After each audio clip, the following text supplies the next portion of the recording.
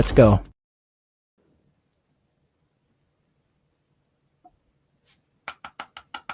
Andy, you're muted, mate. Good evening and welcome to this week's edition of the UFO Files, Episode 2, with myself, Abby Dent, and Martyn. Now, Martyn Hicks is a member of the Plymouth. You've got me doing it now. The Plymouth UFO Research Group, and my old partner in crime on Lifting the Veil. We broadcast together for over 10 years, and Martyn was actually there to compile this report and this very, very amazing case that we are actually going to talk about today, which is very, very little known, which is the Cyprus Event. So I'd like to welcome Martyn to the show. Unfortunately, due to the Men in Black, his webcam's not working. So make what you want of that one. we are going to delve into this little known case. So I'd like to introduce Martyn. Hello, Martyn. Hello there. It's great to meet you guys again, and thanks for having me on your show. No, thank you for coming on. Absolute pleasure. And it's great to share the airwaves with you again, mate. It's been a while. Yeah, it's been some years, hasn't it? Yeah, from our Dartington studio some time ago. And the lockdown days. Now, the Cyprus... Sorry to interrupt you. We actually had hauntings going on whilst we were broadcasting, didn't we? At the Dartington studios. Things were going on whilst we were talking about hauntings. We had our own haunting. And quite a few UFO sightings outside the studios as well. Yes. Crop circle. Yeah. Yes. Wow. I know. Because on the Dartington land, there were crop fields. And yeah, we actually had a crop circle as well. So they were interesting times. I've actually seen one crop circle. Where was that? So it's a long story short. I was driving down to Porton Down military experimental place. Yeah. And we're going down, I don't know where, it was somewhere in the south of England. And we're going along the highway, and I was a passenger, so I was looking out the window. I could see a big crop circle in the field to my left, but because it was one of those where there's no stopping, you couldn't stop at all. You've got to keep going. So I'm like, no, like literally hanging out the window to have a look at it.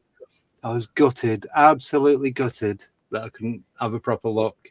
What year was that? Oh, so that was about 2014, 2015. Right. Okay, I'm trying to think what one that would be. So it'd be north of Salisbury and probably south of Stonehenge. Yes. Trying to think. You think, Abby, what one that might have been? Round about that area. I could have been the pyramidy one, you know, the one with all the triangles, because that was in. I don't think that was in that area, wasn't it? Or was that Devizes? We've seen that many crop circles. Yeah, one. I've seen part of one. Well, that might change next summer, because we might just have to go Wiltshireing. It's been a while. Yeah, it has. The magic of Wiltshire. The magic of Wiltshire. Right, on to the Cyprus Event. Now, I remember we first broke this back in 2016 and Wyn Keach picked it up on Lifting the Veil. Now, it all started with a radio appearance on Radio Devon, didn't it, Martyn? Do you want to take it away from there? Yes, so the Plymouth UFO Research Group, we are the oldest UFO group in the UK. It started in 1965. We're pretty much not really an active UFO group anymore because of the internet. The internet has really much taken over the investigative side now of UFO reporting. Anyone can report UFO now through all the various databases. You've got the UFO UK database on Facebook. So we've got some really good forums like that now where anyone can do this. So the chairman, Bob, in 1993, he did an interview with BBC Radio Devon. Afterwards, he was contacted by a retired regimental sergeant major who explained he's got something that he really does want to speak about, something that happened many years earlier. So Bob, very excited by this opportunity, thought brilliant. So he set up a date to do a full interview with this guy, We're going to refer to him as Steve, okay, because he obviously clearly wants to remain anonymous for obvious reasons. So we'll refer to the regimental sergeant major as Steve. So Bob did a full tape recording of the entire interview, and so what he then describes is what happened on a particular night in May 1971 in Cyprus. He was in charge of doing a night maneuver exercise across a part of Cyprus where he had to command a whole load of commandos from one part across to another. They have to like move in silence as if it was like a real life wartime scenario. So he was in charge of this. He left one particular officer alone high up on this track to be stationed there, to be posted there, while the rest of them moved down to carry out the military exercise. And how many were there, Martyn, in total? In total, there was 1,200 commandos in charge.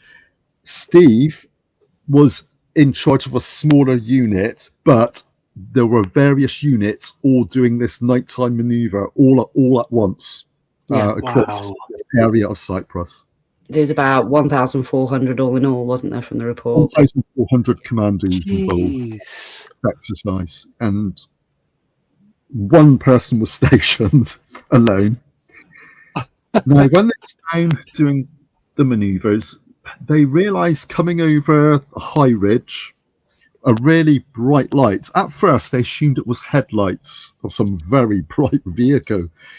He immediately radioed through, saying they've got to stop that vehicle coming through. How on earth is it allowed to come through anyway? It then got brighter and brighter, and as it came over the ridge of the hill, it was rising up into the sky, and realised this is not clearly a vehicle. But it wasn't making any sound. It was not a helicopter, nothing conventional aircraft. There was no sound.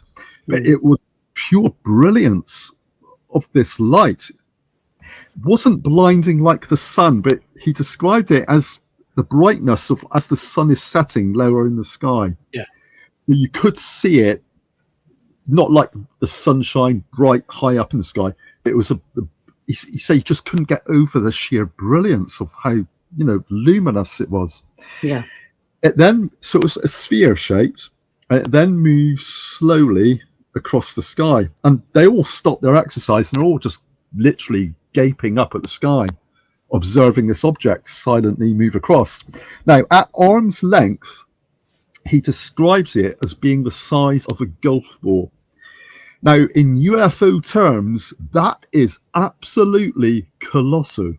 So if you imagine you stretch your arm out and you hold a golf ball and you put that up to the sky, it's massive. The vast majority of UFO sightings are probably smaller than a penny. If you hold a penny at arm's length, the vast majority are probably even pinhead at arm's length. Yeah. So this thing is absolutely colossal. Now, he is a trained observer in judging distances because he was a parachutist as well. Yeah. And he could not fathom out how far exactly. He didn't know whether it was 500 feet away or 1,500 feet away or 10,000 feet away. He just could not judge it. He said it was one of those bizarre, impossible scenarios. And he was trying to figure out exactly how far away is this object. Yeah. Could not figure out. Wow. Anyway, moved silently across. Now, around the perimeter of where all these military exercises were going on, you had professional photographers working for the military who were there to photograph the exercise. Of course, what they did is immediately turn their tripods up and they were photographing. And there were hundreds of rolls of film taken of this object. Yeah. So the object, and like I have to stress, it was silent. It moved out of the distance, out of the way. So it moved from west to east across the Cyprus island. I don't know if you could visualize the Cyprus island. It's sort of like longish, isn't it? Yeah, it kind of comes down. That's right. So it went west to east. As it got halfway across the island, it then changed direction and then went from north to south. So it then headed south. And then it went out of distance. unbeknown to him at the time, actually, I'll perhaps want to come on to this a bit later, but something happened as they observed this, but I'll come to this later. He was not aware of this at the time. So all these rows of photographs were being taken of the object. It moved out of sight. It was basically the whole talk of everything. When they finished, they carried on with their manoeuvring, their exercises, obviously quite shaken by what all that was about. Well, yeah. Yeah, they went back to their base and they're just talking about it all night long, and even the next morning in the mess, they were talking about it. Now, his commanding officer came in and he heard about it, the sighting, and he said officially it was the Mariner 9 probe, a NASA space probe that was sent up. Officially, that's what you all saw. Okay? Straight away, Steve, our regimental sergeant major, thought this isn't making any sense. That was not a NASA space probe. Now, the NASA space probe did launch that night, but it launched at Cape Canaveral in Florida. Yeah. Nothing at all to do with what this object that they saw in Cyprus. Yeah. Oh, it's like halfway around the world from Cyprus. Well, you know, it's about as convincing as the Rendlesham Lighthouse, really, isn't it? Let's face it. Oh, yeah. But they realised this was a mass sighting, so they had to put out some kind of cover story. That was perfect, because they knew full well NASA did actually fire off that particular probe on that particular night. So everything is nicely put to bed and we can all sleep easy again. So let's see. So it was our Steve, he was actually then in charge of compiling the report for their division for what was actually seen. So he had to compile all the reports from everyone who was willingly sending in the reports of what they saw. So that's how they figured out the trajectory that I was telling about. It went from west. They figured all that out from all the reports they collated. And he took in all the rows of film as well. So he had hundreds of rows of film of this, because all the professional film photographers that were there around the perimeter of the exercise, they all handed it in to him. And in the mess, a few days later, one of the guys who was one of the professional photographers there working for the military, he didn't hand in a particular roll of film, and he handed it to Steve and says, these are some of the photographs I haven't handed in. I'm going to leave it with you to do with whatever you will. Now, Steve held on to them all these years, and he gave them to us at Plymouth UFO Research Group when we interviewed him in 1993. So we can look at that in a bit, perhaps. Yeah. Look at the photographs. Oh, no. You got one up on there? Yeah. So what I need to stress here is that what they all saw was a sphere of light moving slowly across the sky. What you're seeing here is time-lapse photography. So you're seeing the trail going across the sky as the object moved across the sky. So that's what you're seeing here. Now, in one of the photographs, you can actually see, this one here, across the bottom, that is actually one of the towns in Cyprus, down across. Yeah, the lights, yeah. So you've got some kind of, a little bit of scale there, maybe, with that. That's massive. Now, Huge. next thing I need to say about, do I bring this up now? Yes, is this the guy that did the vamoose? Oh, there's that as well. God, I forgot about that. So, let's back. It's good job I know the case. Yeah. Whilst they were all observing this, the guy who was stationed alone at the hill, he basically deserted his post because he was really frightened at what he saw. He comes running to where all the military exercises are going on, saying, "What the hell's that? What the hell's that?" And they kind of understood. I don't think he did get disciplined, because I think under the circumstances they could fully understand. He was there all by himself.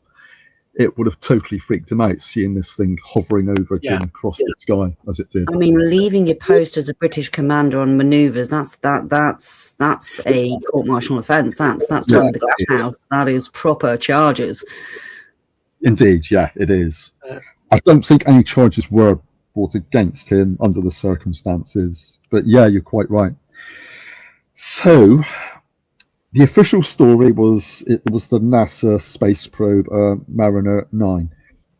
Now, does that look like the NASA space probe to you? I think we all know it's not that.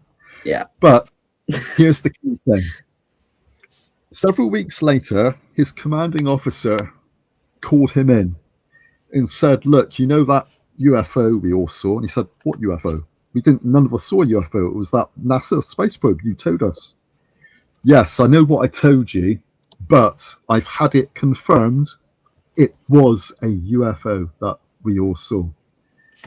And so Steve thought, oh, wow.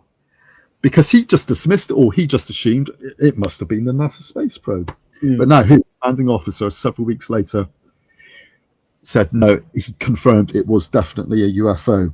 Now, what he also told him was, at the time that they all observed this, 2 Air Force fighter planes were scrambled to intercept this object. Now, these were, it was 2 Lightnings, RAF fighting aircraft. Now, they are capable of doing speeds of 1,200 miles per hour. Wow. Yeah. And his commanding officer told Steve they could not catch this thing. They had it in sight, they had it on visual. They could not catch it. It was moving that fast. Therefore, if you bear that in mind and how they saw it move across the sky, that would have made the object absolutely colossal and much, much higher up in the sky than they first realized. So this thing is truly colossal. Yeah. Moving at a heck of a speed, but at such a distance high up that the mind boggles really with this. It does. I've never heard that bit before. Is that in our report, or is that the bit that there was you said at the bottom? I'm sure it's all in the report that's on the Haunted Devon website. Yeah, I'm sure it is. Yeah. Yeah. I just hadn't read that far down for a while. But that just blows your mind when you, especially when a commanding officer within the military confirms this is a UFO. Now, after all this, so we compiled this report in 1993. We listened to the full transcript, and then we put this report together. And this is a time, you've got to bear in mind, this is a time before the internet. So we did printouts, we did paper copies of these reports, and we sent them all out to all the UFO organizations around the UK. And we said, look, publicize this as much as possible. We want to spread this word as much as we can. Can I just jump in quickly? Sorry. Yeah, sure. I've just got an image of the Mariner 9 space probe. Right. Yeah. And so it says November the 13th, 1971. So that. There you go. So it looks like a ceiling fan. It does.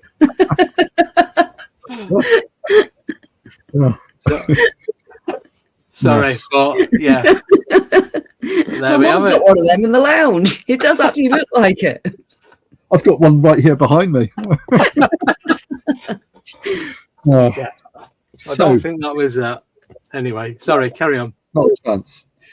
So we sent them all out to the UFO groups all around the UK. We said, look, publicize this as much as you can.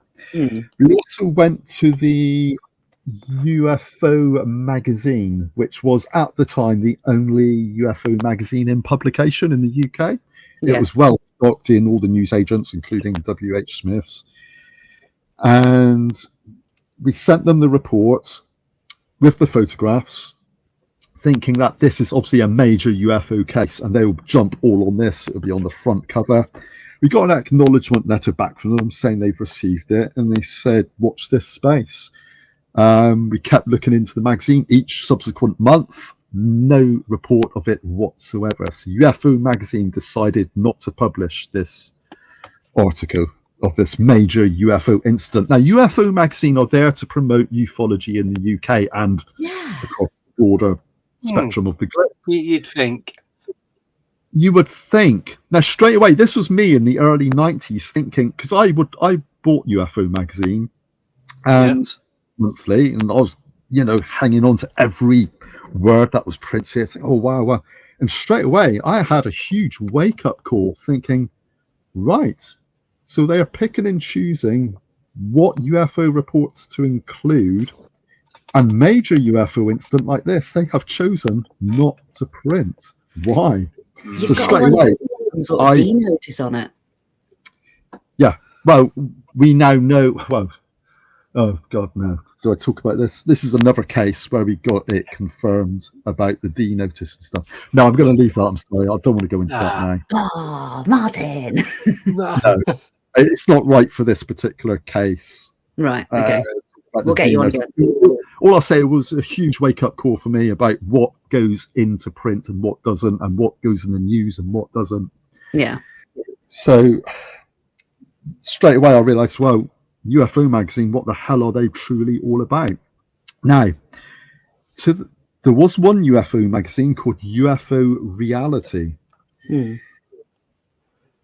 We knew the two guys. They literally had a cottage at the bottom of Glastonbury Hill. They lived in Glastonbury at the bottom of Glastonbury Hill, and they ran all their printing from that house. And me and Bob, we went up to visit them because they started their magazine in 1996. It was to rival UFO magazine, and so their magazine was called UFO Reality. And we gave them lots of our reports, and they lapped it up, and they said, this is brilliant.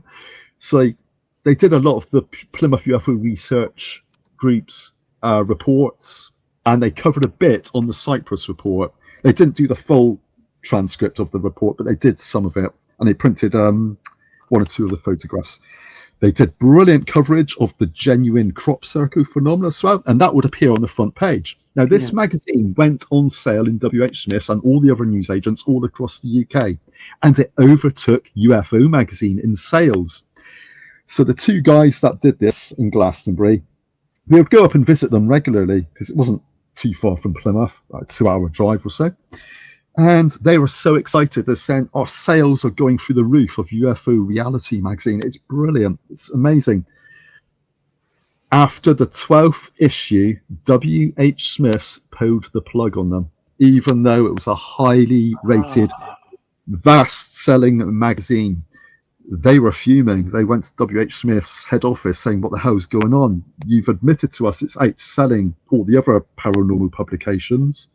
Why are you stopping us? Why are you stopping the publication? They wouldn't give a reason. They said, no, we're no longer going to be publishing your magazine.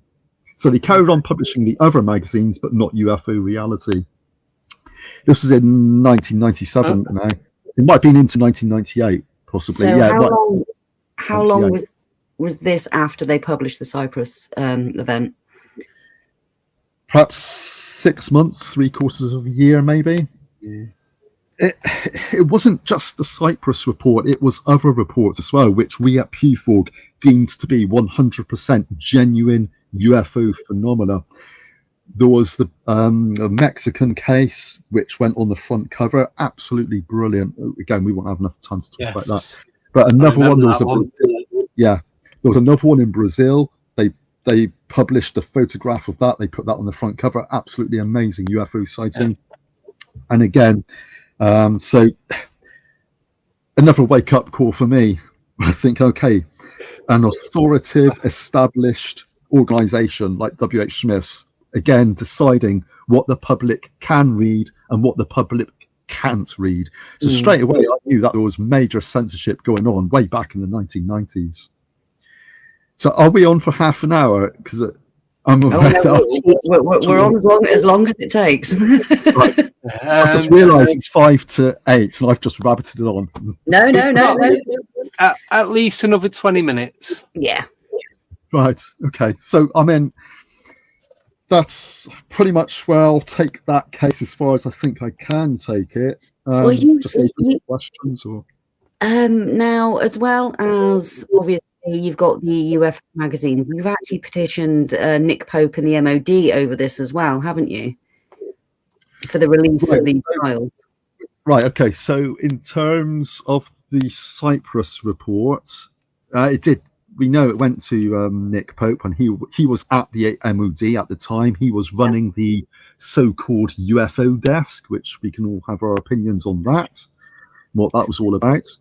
So I met Nick Pope one Saturday night. We came away from a paranormal conference in Wiltshire. What was the town? You know the town, Abby? It was the town you had that weird, strange... Warminster. Yeah, can't do Warminster.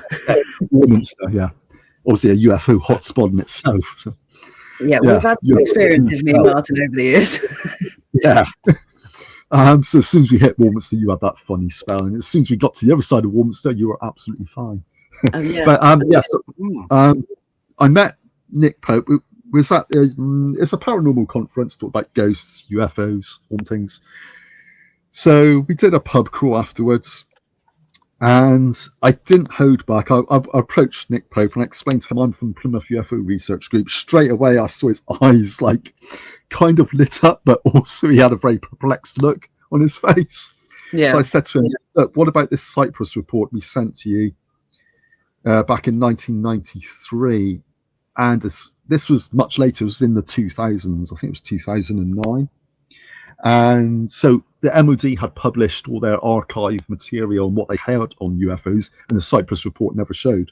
No. So I confronted him about it, saying, what on earth has happened with the Cyprus report? We sent a brilliant report. Clearly, this was an MOD report that was compiled, which we know the MOD must have and have rows and rows of film, yet it's never been mentioned in any of the MOD archives. And he wouldn't really talk about it. You kind of like laugh it off and just wouldn't talk about it at all. Yeah. So that was the Nick Pope situation on it. He didn't really have any comment to make about it, even though we know full well he knows all about it. So, yeah. Win Keach has followed it up as well, because after he, as I say, we first, I think we first did a full show on it in 2016, didn't we, or 2015, and Win Keach picked it up and started publicising it. Now he's actually the files for 1970. Here we go. 3 photos that were produced, as you can see. At the time the photos and the interview were conducted, Pewford contacted the Ministry of Defence in the UK to see if they could obtain any further information on this event. After all, Steve had told them that all it had collated, lots of reports and photos, and later that the Colonel had confirmed that it was a UFO. The reply from the MOD was the files for 1971 would have been sent to the Public Records Office a long time ago and are all covered by the terms of Public Records Act, remaining closed from the public for viewing for 30 years after the last action was taken. Now, it's 50 years since this has happened. And of course, 30 years have passed, nothing's gone on. Nothing has gone on file that year with, and everyone's been through the actual UFO drop with a fine-tooth comb, and it's just not there. It is just not there. And he says here, Win Keach doesn't agree with Dr. Clark that we're relying purely on mentions from one individual, a witness, and correlated rumours. It is an actual massive case that the MOD has actually kept under wraps. And the fact that they are not releasing the files will only fuel speculation in some quarters that the MOD has not released anything that is in actually any kind of substance within the UFO files, and that some sort of cover-up is in place. Yeah, good on Win Keach. So he picked up the baton for us. Yeah, good on him. Good on him, but yeah.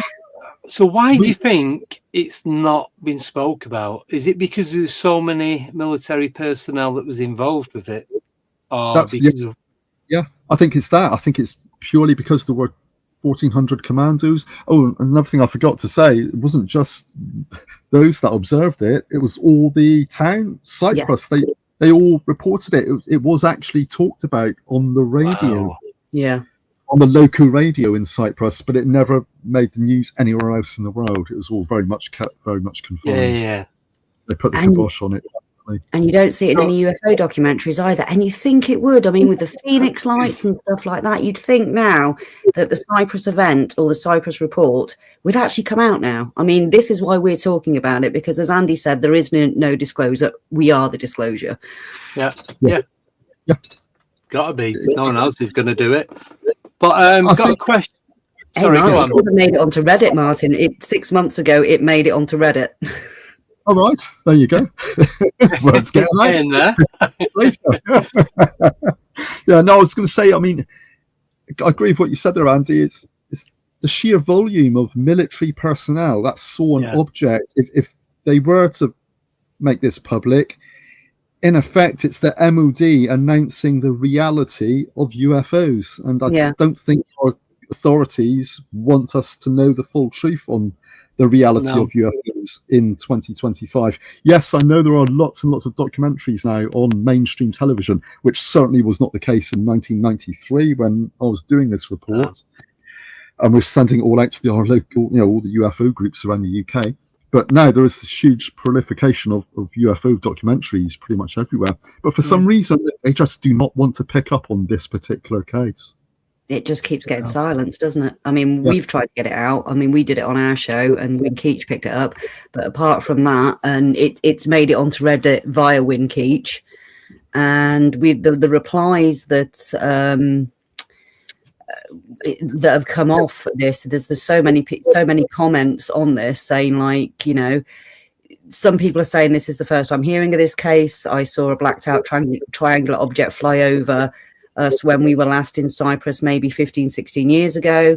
I had an orange light in each corner and I could tell it was a solid triangle. It was blacked out as the night sky and flew over us, completely silent.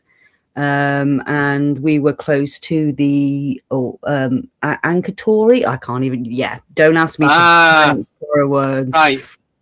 We've got a question. So go on. Just run that. So this is from Wayne. Obi-Wan Kenobi, but it's called Wayne. Can't be bothered. Fire Spirit.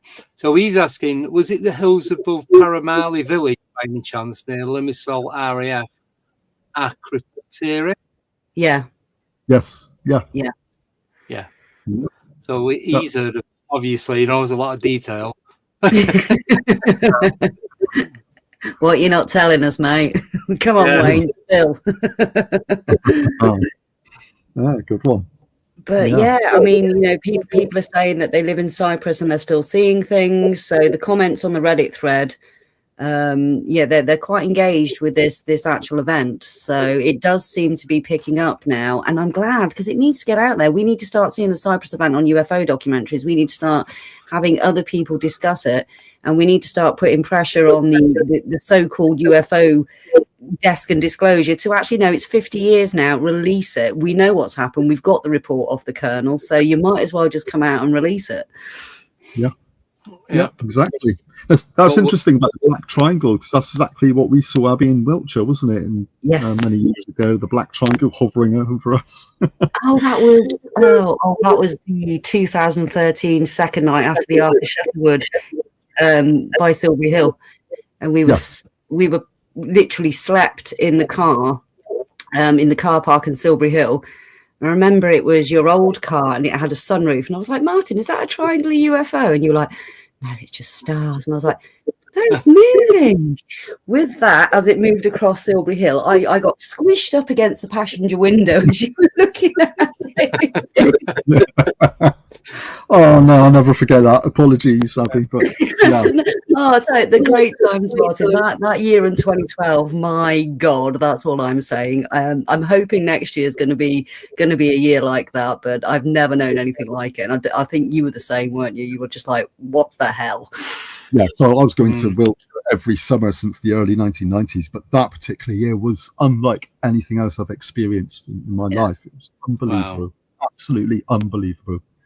We haven't got enough minutes to go into that, sorry. Oh, well, you are more than welcome to come back on and talk more about other events and accounts. Yeah, and any Pewfog footage you want us to showcase, get it over and we'll get it up for you guys. You know, it's been an ambition of mine for years to digitize and get the Pewfog archives out online. It's been something I've wanted to do through the Haunted Devon site for years, but we've just not managed to be able to do it. So if this is a way of getting that UFO information out there, I am all for it. Yeah, do it on air.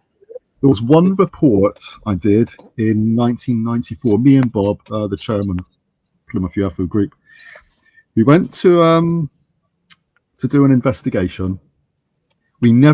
As we drove away, this is in North Devon, as we drove away back to Plymouth, we both thought, let's not actually do a physical report on this case because no one on earth is going to believe what happened. But it was probably the most bizarre UFO report I've ever seen or read in my entire life. And I had a fortune to actually interview the one person who witnessed it, but she witnessed it with her mother. But we couldn't interview her mother because she was very frail, very elderly. Yeah. But it was the most bizarre UFO encounter you could ever possibly imagine. We thought at the time no one would ever believe this, but perhaps if I am again on a future show, perhaps I will discuss it there. Oh, most definitely, Martyn. You're always welcome. Mate. Always welcome. Definitely. Yeah. So, Andy, what do you make of the Cyprus event? So because the amount of people, the amount of military for a start that's phenomenal on its own. Yeah, it's all the way across Cyprus because I've been to Cyprus and know you've got the north and the south. Like, is it UK and Turkey? Pretty much. Yeah. Is that how it is now? I don't know if it was then. I went about 10 years ago, but it's not a massive island either. And it's just, I don't know, I think it's just the amount of people that are seeing it, and like you said, the residents or holidaymakers that were there as well at the time, everyone was witnessing it. Yeah. So why has there not been any like formal, not investigation, but any formal like show done on it? Because like Abby said before, you've got the Phoenix Lights, you've got I can never remember the name, but the school in Zimbabwe, all them kids that seen the big UFO that came over, and the other different stories to what happened. So you've got all the Welsh one as well. That's well primary school, yeah. Obviously Roswell. Yeah, you got Roswell. You've got there's loads of them that are documented 24/7. And this one has had absolutely nothing. I'd not heard of it until Abby mentioned it the other day. I'm like, don't know what you're talking about, but I'll go with it. I said it was a good one. It was a good one. But it's just the amount of people. It's the amount of people that have witnessed it, and nothing's been said or done. Yeah, but maybe that's because that makes no sense. I agree.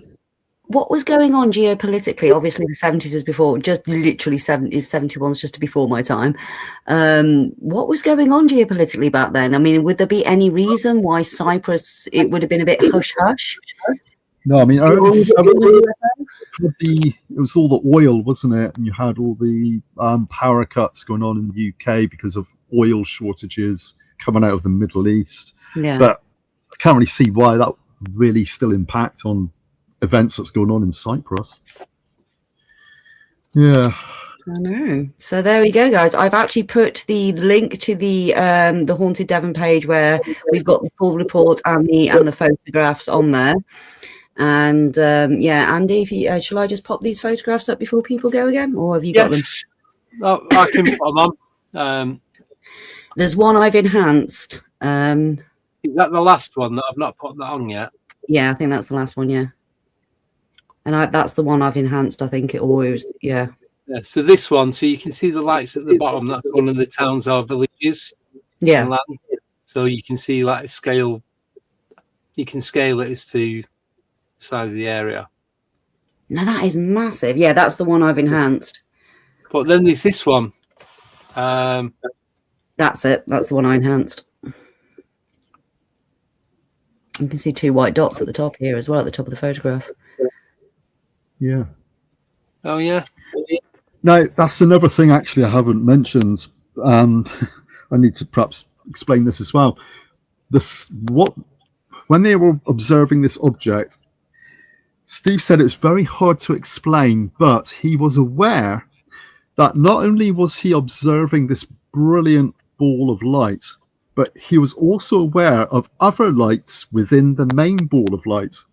He said he knew how bizarre this sounded and how utterly ridiculous that sounded, but he was aware of smaller lights around the much larger light. But that's, again, it's all part of the strange phenomenon of UFOs, isn't it? Yeah. I mean, did any of the men actually experience anything else while they're out on maneuvers? Because as we know, UFO activity does tend to spark off other kinds of activity, whether it's paranormal or things like that. Was anything else mentioned or going on? I'm sure there probably was, but if it was certainly wasn't reported on what Steve reported to us at Pewford, but I am absolutely sure there would have been things going on as well. And you know me, Abby, I strongly link ufology with ghosts and hauntings and apparitions. I think the two are so closely connected. I really do. We've had too many experiences not to. Yes. And with you on that one. Yeah, of course, Abby, we interviewed Andrea Perrin. I mean, the revelation she came out with on our Lifting the Veil show we did many years ago. Andrea Perrin from The Conjuring, and the revelation she told us, my God. And anyone looking for a link between ufology and hauntings and ghostly apparitions, there you go. Listen to that show from Lifting the Veil. The UFO stuff they used to get. I mean, with Anne Andrews as well, with Jason, the poltergeist activity they used to get in the house and that, and with Mike Oram as well. All the things he used to get, and so wow. We'll have to get Martyn on the Friday night show. Oh yeah, definitely. We're gonna bypass the security services so your camera works next time. So apologies about that. It's so weird. I say the camera works all the time, and for some reason it's just not working here with this. They know what you're They know. I put it out today that we're going to be talking to you about the Cyprus event, so you know the sort of stuff we used to get. I mean, what was it? The 2012 UFO incident at Wiltshire. We spent that whole episode, and when we actually got up to what happened on Hack Ben Hill, all the listeners were messaging us in going, the feed's gone dead, the feed's gone dead. It went dead for 10 minutes. As soon as we stopped talking about the UFO, the radio broadcast came back on again, didn't it? Yes, that's true. Yeah. Someone cut you. They cut us off. Not the first time either. No. Hasn't been. I'm glad we got through pretty much well tonight, unscathed, I hope. Yes. Oh, good ear. Thank you so much, Martyn, for coming on tonight. It has been amazing speaking to you again, and it's been amazing to hear the report again. Now, just to confirm, that Martyn is actually reading from the original compiled report right now. I've got it in front of me right here. It's all in memory anyway. I didn't actually need to glance at it. I've got the photographs as well, taken from the original negatives. They are, I've got 4 or 5 photos there on the original negatives that were taken. Oh, you send those over to me, Mark. Take a picture. Yes. Yeah. Fantastic. Thank you, Martyn, for coming on. Absolute pleasure. And great hearing the case. Absolutely. Yeah, it's been good. It's been good. I'm glad I came on. Yes, me too. I think everyone in the chat is as well. So they've loved it. I'm just reading it back. It's like great guest, great info. Yep. So yes. There are so many more fantastic cases within the Plymouth UFO archive. I mean, Abby, you know one of them. You also interviewed the guy in Torquay with Roy Dutton. That again was one of the best UFO cases. Yeah, happened just at Paynton with the Rolls-Royce engineer. One of the most amazing UFO cases I've ever come across. Absolutely outstanding. He took us to the spot where it happened. Phenomenal. We might have to talk about that on a future time. And the lights over Callington as well. Yes, of course. I think we're going to be doing this for a while, don't you? Well, I told you, Martyn is a walking, talking, experienced encyclopedia. You want to talk UFOs? He's your man. This is what we need. This is definitely what we need. So thank you again. It is a lot shorter on a Monday, just to keep everything running smooth and what have you. So we will be back on Wednesday with Paul Roberts, I think his name is, and he's going to be talking about what he does, what he's encountered, and all these paranormal goings on. We are back on Friday with Dick Webb? I ain't got a clue. Michelle Gray. Michelle Gray. So Michelle Gray, she's in Texas. She was doing the live remote viewing, even though we didn't realise that was going on at the time when we was doing the cemetery in Manchester. Oh, yeah. There's 8 of us. There's Darren, me, the girls, Simon, and yeah, we was just Nicole, and just everything was going off, and it was just chaos, but in a good way. So Michelle's going to come up back on Friday, and then we will be back next Monday with Michelle Liddell. She's going to tell us about her one and only UFO encounter. Fantastic. So that is everything. Is there anything you want to add, Martyn, before we come to an end?